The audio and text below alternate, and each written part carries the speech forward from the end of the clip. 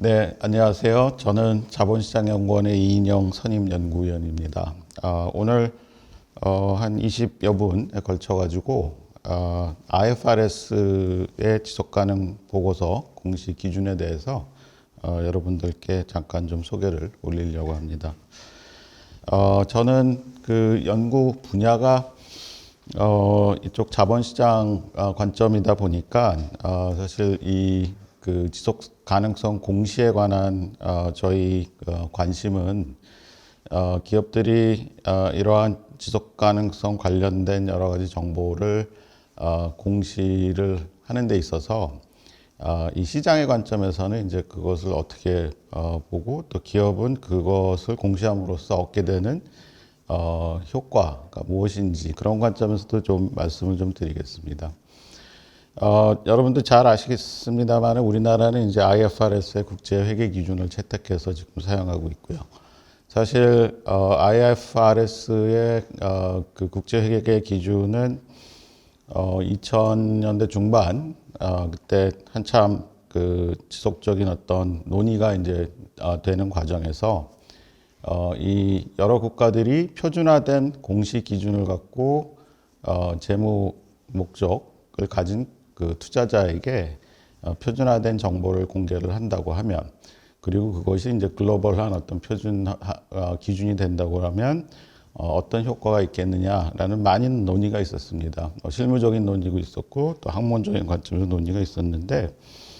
그때 이 IF 전 세계 많은 국가들이 사실상 이제 미국을 제외하고 대부분의 국가들이 IFRS 회계 기준을 채택하는 데 있어서 가장 큰 효익은 무엇이겠는가라는 관점에서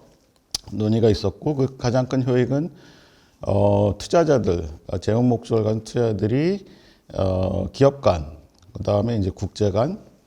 지역 간, 그 다음에 이제 또 시계열 간 과거와 현재 데이터를 비교함으로써 비교가 객관적이고 용이하게 된다라는 그런 장점이 있다라는 거죠. 그런 장점 하에서 국제적인 자본 흐름이 원활해질 수 있고, 그 다음에 회계 정보가 투명하고 양질의 회계 정보를 공시를 하는 기업은 거기에 따른 또 프리미엄을 얻게 되는, 프리미엄을 얻게 된다라는 것은 그쪽으로 자본이 풍부하게 흘러 들어가니까 자본 조달 측면에서 유리한 그런 이점이 있을 거다라는 그런 국제적인 그 합의가 있었고, 그 다음에 실제적으로 그 2000년대 중반 이후에 IFRS가 채택이 됨과 동시에 실증적인 많은 연구가 있었는데 그런 효과가 있었다라는 그런 이제 연구 결과가 있습니다. 하여튼 20년 지금 흘러가지고 다시 한번 IFRS가 기업들의 지속 가능 관점에서의 이제 재무 정보를 공시를 하는 데 있어서 글로벌 베이스라인 보고 기준을 이제 제정을 하고자 이렇게 발벗고 나섰습니다. 잘 아시겠습니다만 작년 11월 3일 날 ISSB 국제 지속 가능 기준 위원회가 이제 설립이 됐고, 올해 3월 달에 초안이 이제 발표가 됐었죠. 일반 사항에 대한 지속 가능 보고 공시 기준 S1이 발표가 됐었고, 그다음에 그것을 이제 기후 쪽에다 적용한 S2 기후 관련 공시 기준 두 개가 이제 초안이 발표됐었습니다. 지금 그 사실은 이제 이 초안에 대한 이해관계자의 그 피드백, 그러니까 이 초안이 발표가 됐었고 올해 7월 말까지 이 피드백이 이제 여러 나라에서 또 우리나라도 이제 많은 이해관계들이 여기에 대한 코멘트를 이제 했었는데, 그 코멘트 중에 이제 많은 부분들이 실무적으로 이것을 적용하기가 굉장히 어려울 거다라는 그런 우려가 좀 많은 거는 사실입니다. 사실이지만 이것도 어차피 우리가 그 IFRS 회계 기준이 처음 도입됐을 때도 많은 그런 어떤 도입에 있어 실무적인 논의가 많이 있었고, 그것이 정착하는 데 많은 시간이 걸렸기 때문에 이 IFRS가 밀고 있는, 그 다음에 IFRS의 뒤에 이제 이것을 공식적으로 옹호하고 있는 주요국들의 금융 당국이 사실상 이것을 어, 그, 그 인증, 그러니까 옹호하고 있는 이 IFRS의 이런 노력을 지원하고 여기서 나오는 기준을 채택하겠다라고 그렇게 그 발표를 하고 있기 때문에 사실상의 이제 글로벌 표준으로서 자리를 잡을 수 있는 그런 어떤 그 뭐 행정적 기반, 그다음 정치적 기반, 뭐 그런 거는 충분히 되어 있는 것 같고, 그다음에 오늘 제가 이제 간단하게 말씀드리는 그 일반 요구사항과 이제 기후 관련 공시 요구사항에 대해서 사실 실무적인 어려움이 있겠습니다만 이것이 채택이 된다라고 했을 때 이 관점에서 또 이 기준에서 지속 가능성 공시가 제대로 이루어지지 않을 경우에는 우리가 그 그린워싱 또는 이제 그 투명하지 않은 어떤 지속 가능성 회계 뭐 그런 걸로 인해서 또 한 번의 디스카운트 코리아 디스카운트 요인으로도 작용할 수 있음을 그 가능성을 좀 배제할 수는 없을 것 같습니다. 그래서 이게 지금 많은 이해관계자들의 목소리가 들어가서 이게 실제로 언제 어떤 수준까지 이제 실무적으로 정착이 되면서 하게 될지는 좀 두고 봐야 되고요. 지금 스케줄상으로는 이제 기후 관련 공시는 올해 말 확정을 해서 내년 1, 4분기에 그 최종 승인을 하는 ISSB에서 위원회에서 이 기준을 승인하는 그런 스케줄을 갖고 있습니다만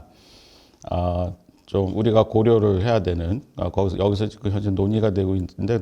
좀 논쟁거리가 되는 그런 부분들을 한번 좀 잘 유심히 살펴볼 필요는 있다라고 이렇게 생각이 되어집니다. 이 IFRS가 이제 이 지속 가능성 공시 기준을 채택하는 데 있어서 처음부터 IFRS가 한 것은 아니고요. 그 전에 이제 지속 가능성 공시 기준을 제정했던 여러 단체들이 있었는데 그 가장 대표적인 게 SASB, SASB가 있었고, 그다음에 IIRC, International Integrated Reporting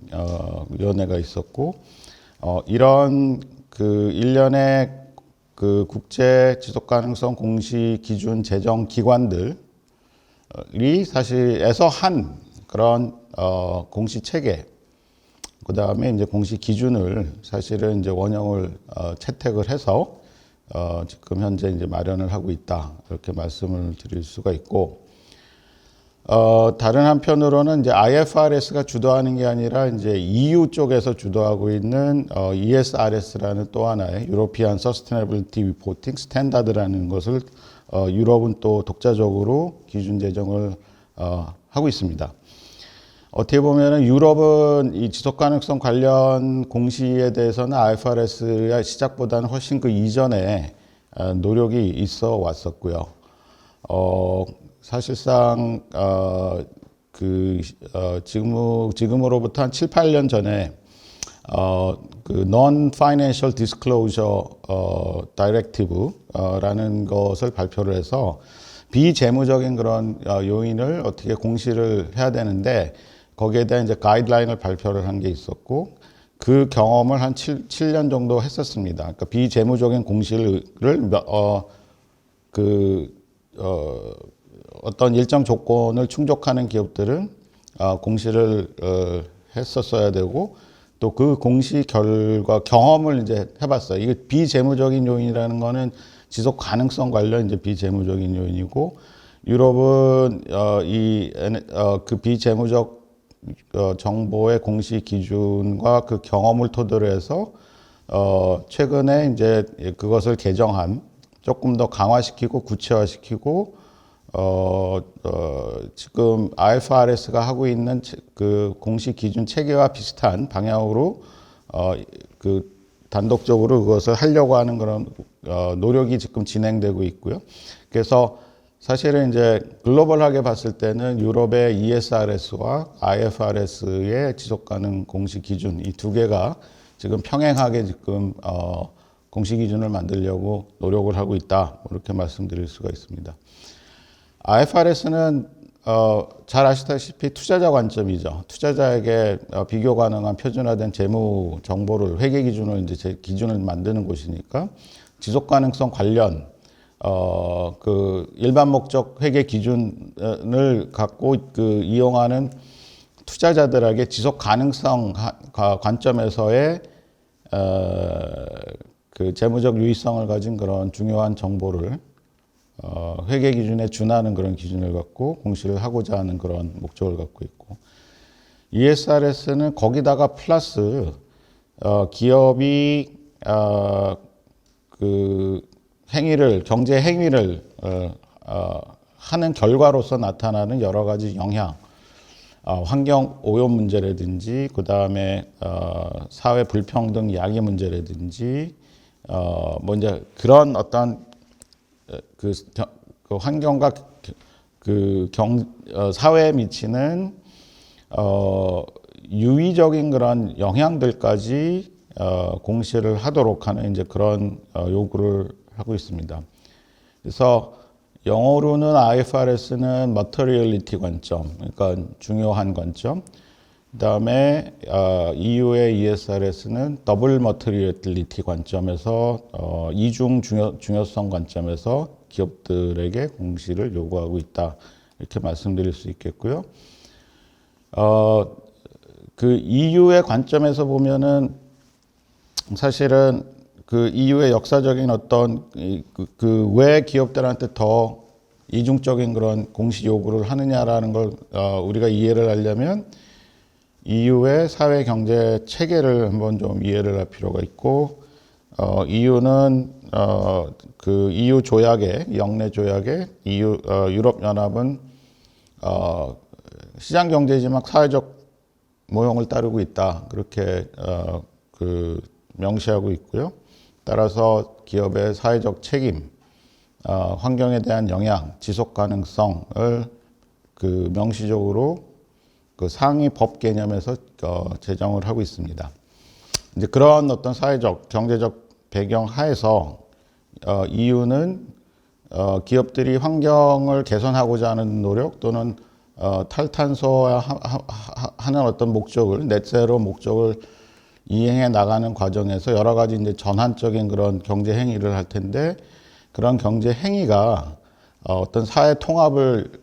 방해한다든지, 고용을 저해한다든지, 제2의 어떤 환경 문제를 일으키면 안 된다라는 걸 또 토를 이제 2중, 3중으로 달고 있습니다. 그만큼 조금 더 엄격하고 세부적인 그런 어떤 공시 요건을 가지고 있다라고 말씀드릴 수가 있고, 그 다음에 EU는 이것을 바탕으로 해서 금융기관들이 금융 중개를 하는 데 있어서 사실은 그 지속 가능성 관련된 공시를 똑같이 요구를 하고 있습니다. 그러니까 기업 사이드에는 CSDR 요구를 하고 있고, 그 다음에 금융기관들, 은행, 자산운용사, 자산 보유자, 보험회사, 벤처, 뭐 이제 이런 금융기관 금융중개 과정에 있어서 금융중개의 결과로서 나타나는 어떤 지속 가능성의 어떤 내용들을 대출 단위나 포트폴리오 단위에 끌어올려 가지고 공시를 해야 되는 또 그런 요구를 양쪽으로 하고 있습니다. 근데 어떻게 보면 이게 이제 일련 그 유럽에 국한된 그런 이슈가 될 수도 있겠지만은, 사실상 유럽은 특정 기업의 지속 가능성 이슈를 스콥 1, 2, 3까지 이제 밸류 체인까지 쭉 요구를 하고 있기 때문에, 사실 이제 우리나라 기업들이 유럽과의 어떤 기업에서 밸류 체인 상에서 공급자가 된다든지 아니면 판매자가 된다든지 하는 과정이 있으면, 그 해당 유럽 기업은 사실 우리나라 기업들에 대한 그런 정보를 요구를 할 수가 있겠죠. 그 다음에 유럽에서 자금 중개하는 결과로서 자금이 국내에 어떤 투자가 됐을 때 투자 포트폴리오의 한국 기업들에 대한 자기네 기준에서의 정보 요구를 할 수 있는 그런 또 상황이 벌어질 수가 있습니다. 그래서 사실은 한국 기업은 지금 현재로서 보면은 굉장히 좀 혼란스러운, 한쪽으로는 IFRS의 요구가 이제 국제 기준이 되어 간다라고 하지만, 유럽은 그보다 훨씬 강화된 지속 가능성 공시 요구를 하고 있기 때문에, 사실상 한국 기업들은 지금으로서는 이제 굉장히 좀 그 혼란스러운 그런 위치에 있다라고 이제 말씀을 드릴 수도 있고, 또 하나 중요한 건 뭐냐면, 우리나라 산업 구조 자체가 OECD 전체적으로 봤을 때 굉장히 에너지를 많이 소비하는 그런 산업 구조를 갖고 있습니다. 그래서 탄소와 관련된 전환 활동에 노출되는 그런 어떤 위험이 상당히 높을 수도 있고 그 전환 비용이 굉장히 클 수도 있는 사회적인 어떤 문제가 될 수 있는 경제적인 문제가 있는 그런 배경을 갖고 있기 때문에 그 한쪽으로는 기업들한테 굉장히 어떤 뭐 챌린지가 될 수도 있지만 한쪽으로는 여러 가지 또 기회 포착 요인이 될 수도 있고 이것을 잘못 대처를 하는 경우에는 국내 기업들이 국제적인 관점에서 그린 워싱을 하고 있다라는 그런 비난을 받을 수 있기 때문에 여러 가지 관점에서 이 투명한 공시, 지속 가능성 관점의 투명한 공시는 굉장히 중요한 이슈다 이렇게 말씀을 드릴 수가 있습니다. 제가 좀 배경을 좀 길게 말씀드렸는데 사실 이 배경을 이해하는 게 기업들이 장기적으로 어떤 관점에서 기업 공시를 끌고 나갈까 하는 그런 관점에서 굉장히 중요한 이슈이기 때문에 좀 말씀을 드렸습니다. 아까 다시 IFRS S1, S2로 돌아와서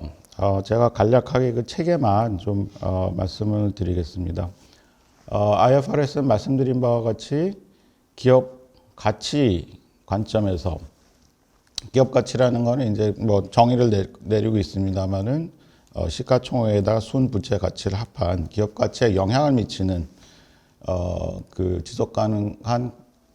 요인들 중에서 위험과 기회 요인에 의해서 기업 가치에 영향을 받는 모든 정보를 중요한 관점에서 그것을 파악해서 기업들이 스스로 보고를 하라라는 그런 체계를 갖고 있고 그다음에 이러한 그 체계는 어떤 관점에서 기업들이 어떤 관점에서 이것을 보고를 해야 되냐면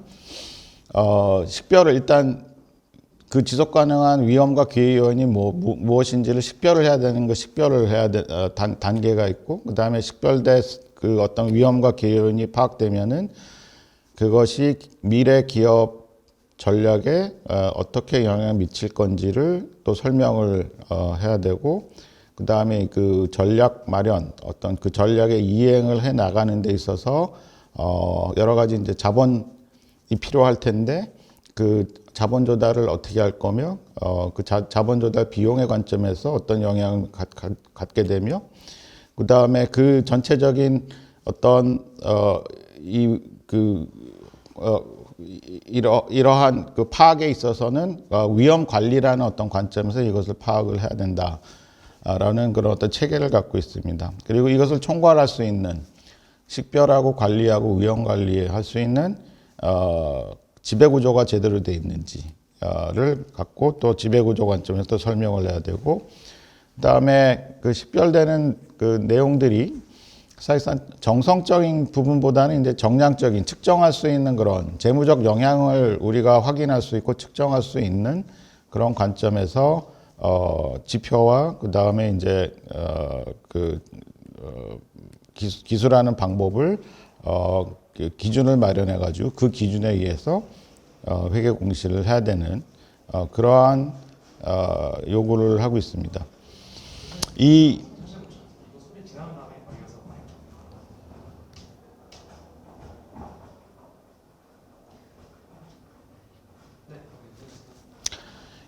지배구조, 그 다음에 전략, 위험관리, 그 다음에 지표와 목표, 이 네 가지 어떤 그 체계를 갖고 그 체계 하에서 공시를 해야 되는데 이 네 가지 체계는 이것을 처음 체계를 마련한 거는 그 TCFD 사실 약간 좀 이 배경을 좀 설명을 좀 다시 드리면은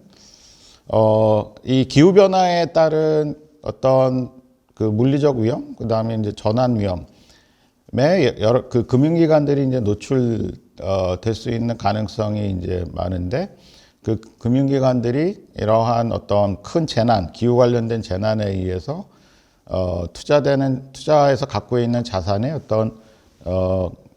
그 가치가 이제 급격하게 떨어지는 일이 발생하면 거기에 따른 시스템적인 이제 위험이 발생하기 때문에 그 시스템적인 위험을 사전에 좀 관리하자라는 그런 측면에서 글로벌 중앙은행 그 협의체인 BIS에서 사실 이 그 기후 관련된 어떤 공시 기준을 이제 마련한 적이 있는데 그 기후 관련한 공시 기준, 기후 관련돼서 위험을 파악할 수 있는 그런 공시 기준의 원형이 이제 그 TCFD라는 그 기준서입니다. 기준입니다. 근데 그 기준의 체계가 아까 말씀드린 식별 전략, 그 다음에 그것을 할 수 있는 지배 구조, 그 다음에 그것을 이제 정보로서 나타내는 지표, 그 다음에 이제 어떠한 그 목표를 정해가지고 목표가 어느 정도 달성되는지에 대한 보고, 뭐 그런 관점에서 사실 TCFD가 먼저 마련했기 때문에 그 체계를 그대로 가져왔고, 아까 말씀드린 EU의 ESRS도 사실 그 말씀드린 전략, 위험관리, 지배구조, 그다음에 이제 지표와 목표 그 체계를 EU도 그대로 채택은 하고 있어요. 그래서 이제 보고하는 관점은 기업들이 전략적인 관점에서 미래지향적인 정보를 갖고 앞으로 기업 가치에 영향을 미칠 수 있는 지속 가능성 관련 위험과 기회 요인이 뭔지를 파악을 해야 되고 그 파악된 것을 지표로 나타내야 되고 그다음에 이 지표로 나타냈을 때 단기, 중기, 장기에 걸친 어떤 시계를 갖고 목표를 정해서 어떻게 달성할 거다라는 것을 기술을 해야 되는 그런 요구를 하고 있는 셈입니다. 그래서 이것을 이제 핵심 요소라고 그러는데 지배구조 관점에서 그 지속 가능성 관련 위험 및 기회를 감독하고 관리하기 위해 사용하는 지배구조상의 과정, 통제, 절차에 대한 설명이고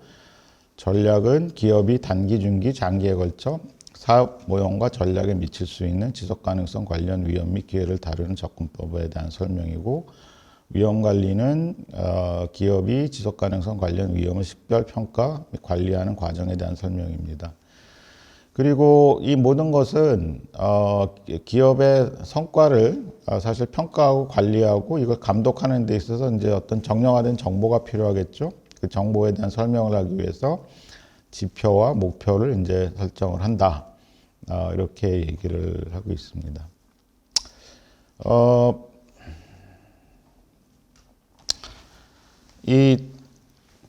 그러면 기업이 우리나라 그 기업이 이 기준에 의해서 그러면은 앞으로 그 어떤 특정 기업이 그 지속 가능한 관점에서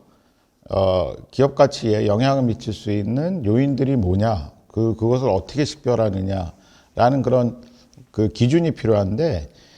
그 기준은 IFRS S1과 S2에서는 이제 원래는 이제 IFRS의 지속 가능성 공시 기준의 어떤 그 일반적인 기준을 이제 마련을 하는 건데 이 IFRS 지속 가능성 공시 기준에 있어서는 그 아직까지는 구체적으로 나와 있는 건 없고 이것을 어떤 기준을 갖고 이제 적용을 하라라고 권장 아니면은 권유를 하고 있냐면 아까 말씀드린 그 SASB라는 그 공시 기준을 갖고 식별을 하는 걸로 그렇게 나와 있습니다.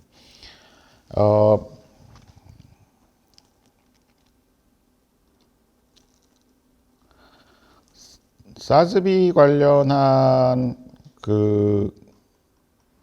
내용은 제가 마련한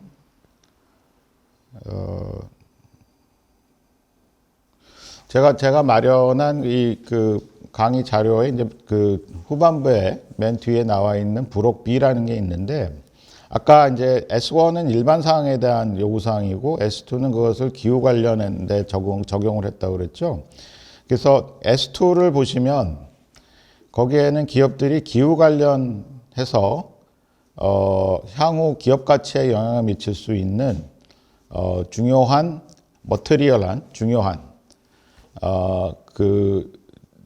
공시 주제화하고 그 주제에 따른 지표를 어떻게 식별하느냐에 대한 구체적인 사례가 조금 나와 있습니다. 그 부록 B에서. 그래서 그곳에 이제 기준을 해가지고 잠깐 좀 설명을 드리면 아까 말씀드렸듯이 이제 그 식별하는 데 있어서는 그러면 기업은 사스비의 기준서를 이제 봤을 때 사스비는 그 원칙이 뭐냐면 그 지속 가능성 관련한 그 위기와 기회 요인은 기업의 고유적인 특성에 따라 다 다르다라는 그런 관점이고 그것의 이제 가장 큰 단위는 그 기업이 속해 있는 산업별 중요성이 이제 식별된다. 이런 관점에서 이것을 마련하고 있어요. 그러니까 뭐 예를 들어서는 광고회사하고 그 다음에 이제 에너지를 채굴하는 이제 어떤 정유회사가 있다라고 하면 둘은 기후 관련 위험 관련해서는 광고회사는 훨씬 그 위험이 덜 하겠죠, 그렇죠? 그리고 이산화탄소의 주범인 탄소 에너지를 그 발굴하는 그런 기업은 바로 넷제로라는 어떤 목적을 달성하기 위해서 그 여러 가지 규제도 이제 설정이 될 거고 그 다음에 그 일반적인 소비자들의 어떤 인식 변화도 이제 서서히 일어나게 될 거고 따라서 그 기후 변화 그 다음에 이제 탄소 중립이라는 그 어젠다에서 가장 직접적으로 영향을 받을 수가 있겠죠. 따라서 산업별로 지속 가능성 주제에 대한 민감도가 다 다르기 때문에 그 다른 민감도에 기반해서 사스비는 2014년, 15년, 16년에 걸쳐 가지고 산업 기준을 분류를 이제 별도로 마련해서 그 77개의 산업 분류를 하고 그 이런 7개 산업 개별 산업마다 지속 가능 공시 기준서를 이제 만들어서 사실 발표를 했습니다. 한국회계기준원에서는 이 기준서를 이제 어로 이제 번역된 번역본을 이제 그 게시를 하고 있고요. 그래서 우리나라 상장 기업들뿐만 아니라 비상장 기업들도 사스비가 분류한 77개 산업 분류에 다 우리나라 기업들을 분류를 해놨습니다. 그래서 뭐 예를 들어서 그 자동차 산업에 속하는 어떤 A 기업이다라고 하면 그 기업은 기후 관련한 지속 가능한 공시를 하는 첫 번째 단계는 뭐냐면 그 사스비가 그 마련한 자동차 산업의 기준서를 이제 들여다보고 그 기준서의 이제 내용들을 파악하면 되겠습니다. 아까는 이제 사스비는 77개 산업 기준을 마련했다고 하는데 이 IFRS S2 기후 관련 공시 기준에 이제 부록 B에 보면은 총 68개의 산업 분류를 해놨습니다. 그러니까 77개에서 줄여가지고 68개로 이제 정리를 했고 그 각 기준서에는 다음 내용으로 구성되는데 그 내용들은 산업에 대한 설명과 그 다음에 그 산업의 특성에 맞는 공시 주제들 그 다음에 공시 주제를 에 대한 정량적 정보를 주는 또는 정성적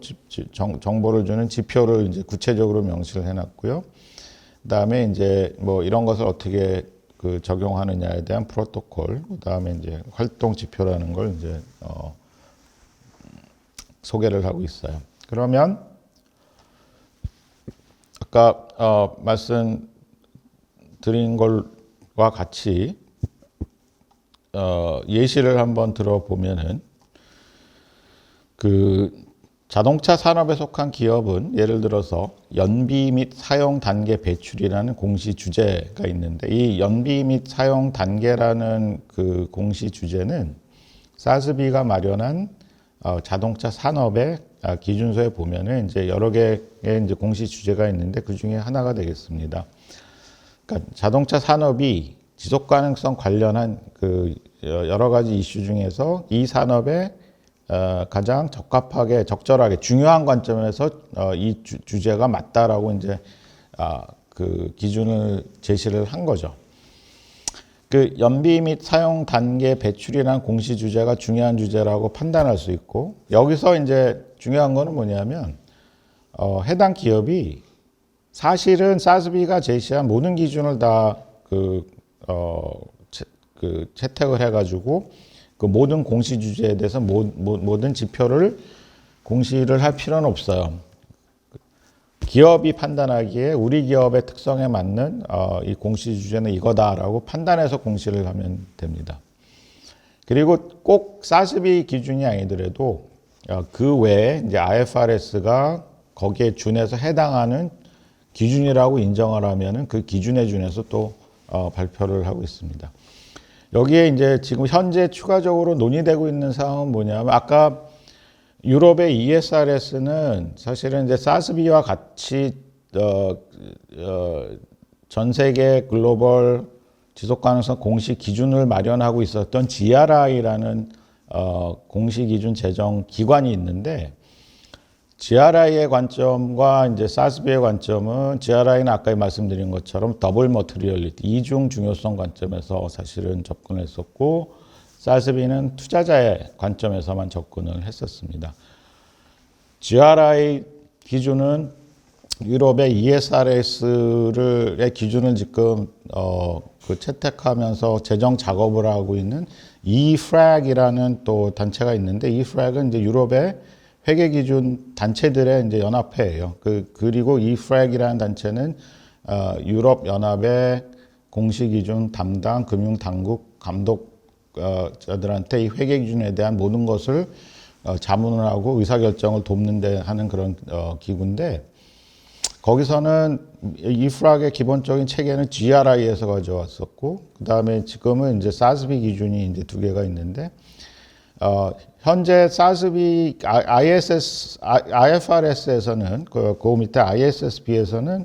기업들이 아까 말씀드린 것처럼 만약에 GRI 기준을 채택을 한다라고 하면은 이것을 ISSB 기준으로 인정을 할 것이냐에 대한 논의가 진행되고 있어요. 아직 완전한 합의는 이루어지지 않았고 이것에 대한 어떤 의사결정의 최종 결정은 ISSB 위원회가 이제 하게 되겠습니다만은 아직까지 이제 거기에 대해서 완전한 합의가 이루어지진 않습니다. GRI는 예를 들어서 GRI도 산업 기반 그 지표를 지금 계속 작성 중에 있는데 아직 GRI는 완성하진 못했습니다만 계속 산업을 추가해 나가면서 산업 기반 기준을 마련하고 있고 여기서 이 기준서에서 나오는 그 지표 공시지주와 지표를 그럼 IFRS 지속가능성 공시 기준을 채택했다라고 하는 기업이 쓸 수가 있느냐에 대한 논의가 지금 진행 중에 있습니다. 현재까지는 GRI의 그 공시 주제와 지표가 기업 가치 관점에서 중요하다고 판단된다라고 하면 쓸 수 있다라는 그런 의견이 지금 논의되고 있습니다만 아직까지 그 ISSB 위원회의 어떤 그 의결을 거치지 않고 아직 논의 사항 단계에 있어요. 그래서 어쨌든 현재로서는 이제 IFRS는 사스비 기준에 의해서 이것을 이제 채택을 하라고 하고 있으니까 내가 자동차 산업이다 그럼 하나의 예로 공시 주제가 연비 및 사용 단계 배출에는 공시 주제가 중요한 주제라고 판단할 수 있고 이것을 갖고 전환 위험에 해당하고 또 할 수 전환 위험에 대한 어떤 그 정보, 그 전환 위험에 어떻게 대처하고 있느냐라고 하는 그런 전략에 대한 정보로 이제 이것을 제공할 수가 있겠습니다. 그 다음에 그 밑에 이제 또 예시해 보면은 그럼 이 주제에 대한 그 지표는 뭐가 되겠느냐 하면 자동차 산업에 속한 기업은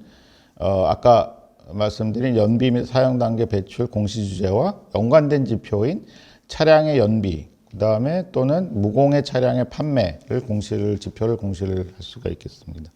자, 이와 같이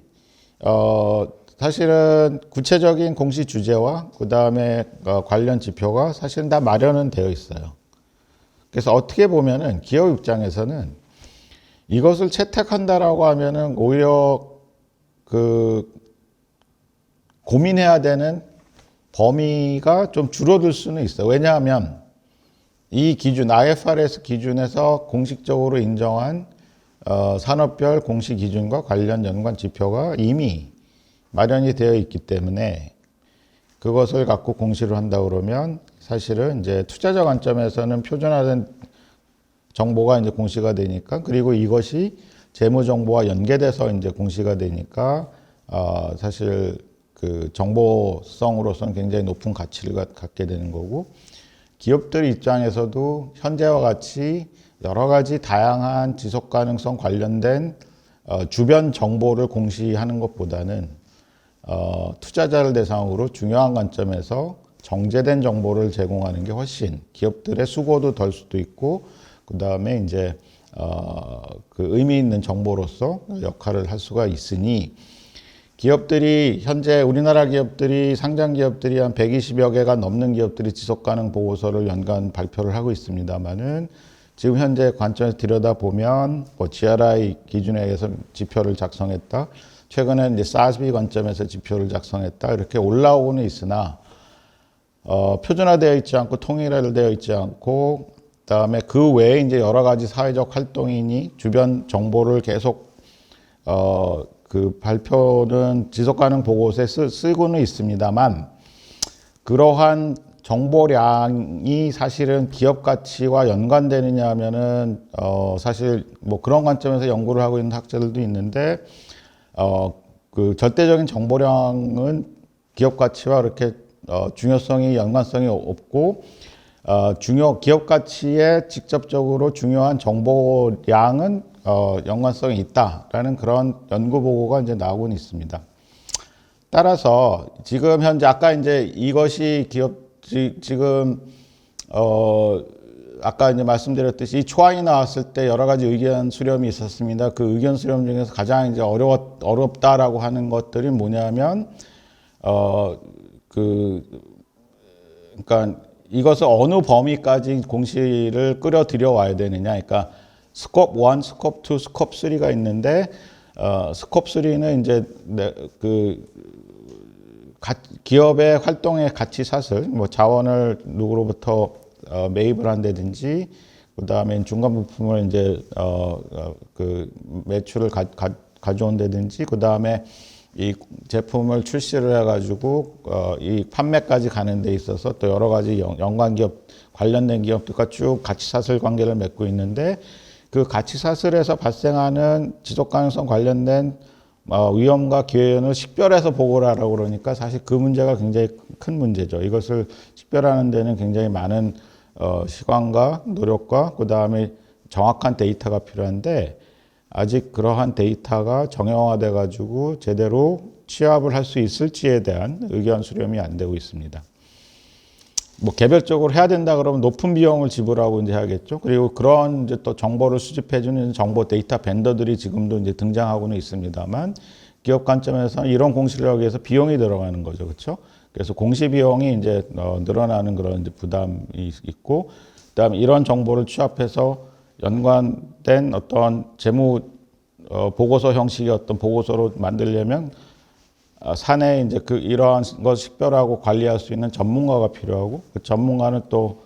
인건비 상승 요인이 되니까 어쨌든 기업들 입장에서는 굉장히 큰 부담이 될 수가 있겠죠. 그렇지만 이것의 어떤 순수한 그 목적을 다시 한번 새겨본다라고 하면, 기업은 앞으로 이게 본인이 원하든 원하지 않든 사실 계속 그린워싱에 도전을 받을 수가 있고, 그 다음에 이게 중요한 관점이라는 거는 현재도 우리나라 회계 기준에 의해서 그대로 적용이 되고 있습니다. 기업은 중요하다고 판단되는 정보는, 재무 정보는 반영을 해야 돼요. 그러면 이러한 기준이 있든 없든 간에 뭐 기후 변화로 야기되는 중요한 재무상의 어떤 변화를